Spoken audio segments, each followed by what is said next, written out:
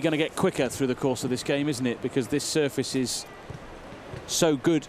It's not going to turn into a mud bath out there. It's just going to get faster and faster. Yeah, absolutely. No, and the surface is so good.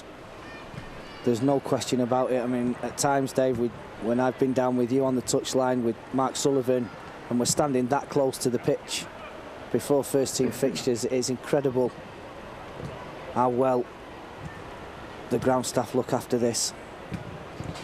Let's point out one of the Tottenham coaches at the moment is Kenny Jackett, who actually left Rotherham in November after just 39 days in charge of the club. He oversaw 5 games in that time in the Championship. Rotherham, of course, been relegated since his departure, but he's been working at Tottenham with the academy players of late. He actually worked with Harry Kane when he was Millwall manager back in 2011-2012, when Kane was on loan, and indeed was the club's Young Player of the Year. He scored 9 goals that season, so he's one of those who's had an effect on Harry and sort of helped him become the player he now is. And of course, yesterday Harry got his first goal against Manchester United, 7th time of asking in Tottenham colours in that final game at White Hart Lane. Joshua Harrop's the goal scorer and indeed the match winner as it stands here at the moment, with 45 minutes still to play. Looking to come onto the pitch again in the second half and find the back of the net again. He's probably hoping to try and get towards 10 goals for the season. He's got to 8 with that first half strike. 3 goals from the penalty spot and 5 from open play. If he could bag a hat-trick tonight, he'd get into double figures. Be lovely, that. Nice way to end his season. The officials are back with us.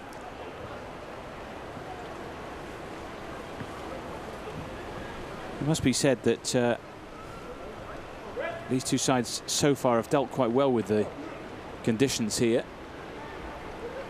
But as we keep stressing, the pitch is terrific, so they'll enjoy themselves in this second half if they can get the passing right.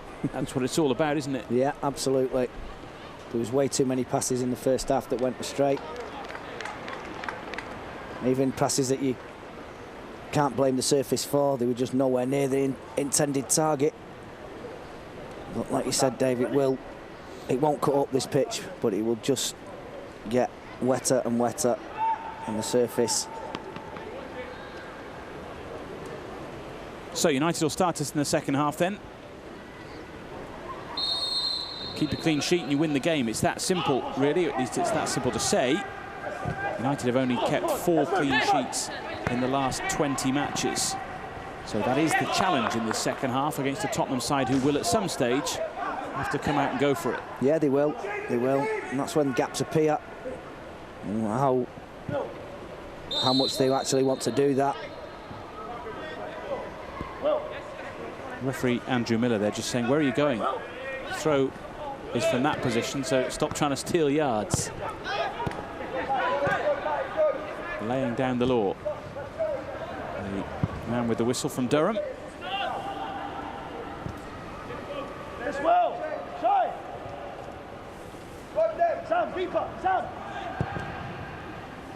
Long from Ogilvie towards Miller, but one in the air by Kahinde. The two of them go into battle again. Joshua Harrop catching Miller late.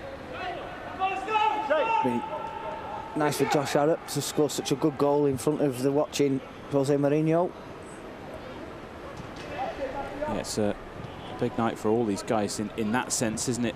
Trying to step up to produce the quality that might encourage the manager either in the short term or the longer term to give them a chance. There's of course the pre-season tour on the horizon as well, where previous United managers have always looked to take the odd youngster here and there. Chance for Tottenham right at the start of this half, and it could fall to Harrison, and in the end it falls to the youngster Jayden Brown. Forward from the back, and even he can't believe it. Finished it off neatly, and Tottenham have the perfect start to the second half. Yeah, I don't think he could believe that he ended up having so much room. Hines gets the ball. I think must have been Harrison was intending target, or was it Tracy's intended target, and he missed all of them. And at the back post, Brown's waiting.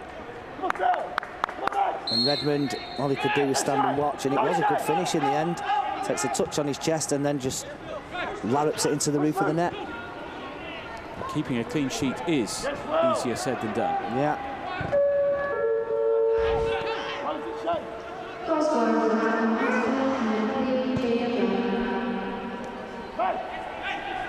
So Tottenham do have the response that Matt Wells would have wanted. And the scoreline now mirrors the scoreline of the reverse fixture earlier on in the season. It won't be what Nicky will have wanted, though. There's no question about that. Conceding in the opening couple of minutes of the half. There have been some great battles between these two sides in the past. Indeed, a game here in the 2014-2015 season, the season before last, ended 1-1. Ken McAvoy for Tottenham. Rafael da Silva for Manchester United. A lob from about 35 yards, which was an eye-catching goal to tie it all up. In the past, we've seen matches with plenty of goals. 4-2 win for Spurs at Enfield when a certain Jesse Lingard was on the score sheet for Manchester United.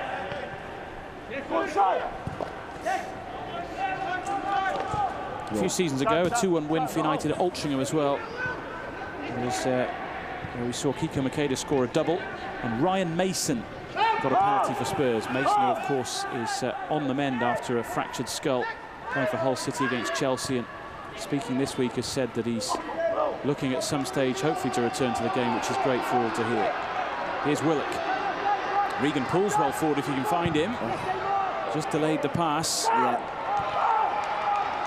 Redmond still plenty forwards, and the goalkeeper certainly flew towards the ball. Whether he got a touch to take it away from Poole, I'm not sure. Yeah, brilliant cross from Redmond. Picks up the loose ball, goes past the goal scorer Brown, and puts in a wicked cross. Just nobody could get on the end of it. It was a fabulous ball. Certainly the best cross we've had this evening.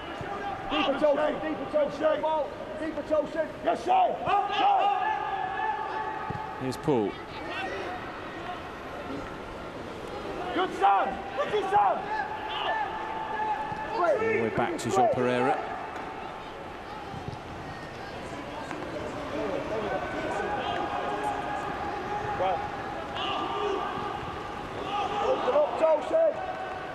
Regan Poole just wanted that ball a little quicker, didn't he, as he found a little bit of space on the edge of the box. Now he's got a problem going the other way. There's Tracy. Has he lost the chance to shoot? Maybe he has, but he has support from Shashua. And Tottenham Hotspur have turned the game on its head in the space of 5 minutes. 2 quick-fire goals have put Manchester United in a spot of bother here in the rain. Yeah, I don't know what United are thinking. Absolutely massive gaps between the two centre halves, and just when you think that the chance has gone for Tracy, he pulls the ball back for Shashua, and he just slides the ball past the outstretched reach of João Pereira into the bottom left-hand corner.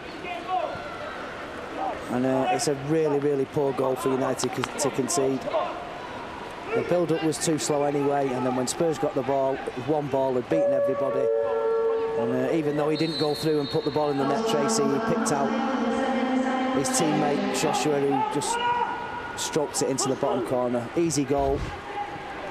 He was celebrating 2 days ago for his 18th birthday.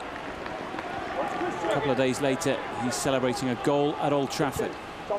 And all of a sudden now, Manchester United have a lot of work to do. Sam Shashua with the second Spurs goal. And here's Bowie. Escapes from Amos and wins a corner off Ogilvie. And that's football for you, Dave. I mean, a couple of moments earlier, we had Matty Willock striding. Wrong option, or a poor pass, a loose pass, and then a great ball from Redmond that didn't just get anybody on the end of it, and then they go up the other end, and you're 2-1 down. 5 minutes ago, you're 1-0 up.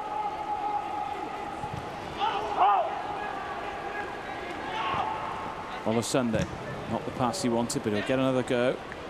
That's taken off his toes by Miller. And now Tracy. Tottenham all of a sudden are bossing this game, and Shasha wants another, and only João Pereira could stop him. Manchester United have just gone to pieces here. It looks like Matteo Lussundi's probably going to be booked for having a go at trying to drag him back. I might be wrong. Good save, Joe Pereira. It has to be said that Shashua should have scored.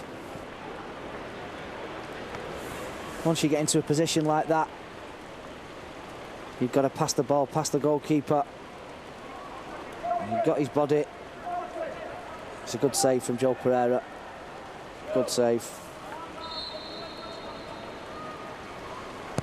In comes the corner, which Pereira's come for. Got an important touch on it.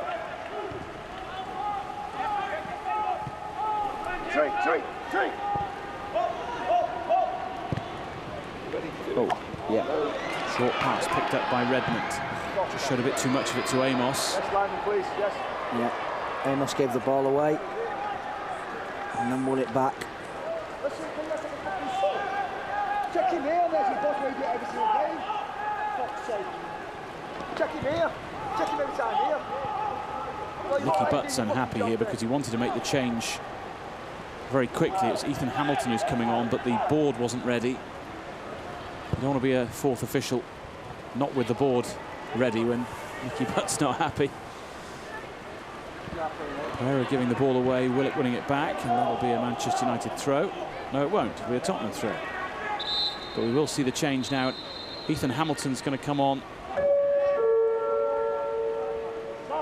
Substitution for Manchester United, number 12, Ethan Hamilton, replaces number 3. It's going to be Tyrell Warren, isn't it? Who's coming off here, which means Matthew Olusunde to right back and Ethan Hamilton to left back, I would think.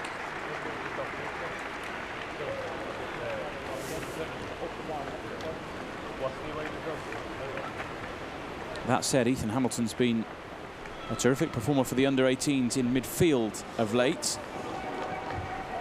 Usually turning out in that defensive midfield position alongside Callum Whelan.